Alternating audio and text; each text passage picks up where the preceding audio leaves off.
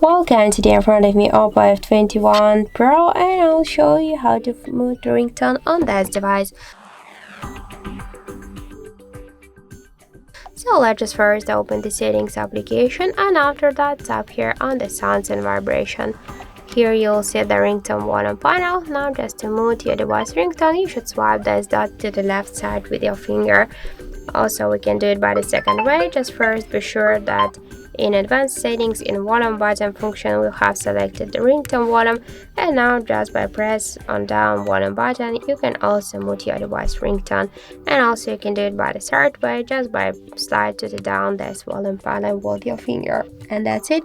So thank you for watching, and if you find this video helpful, don't forget to leave a like, comment and to subscribe our channel.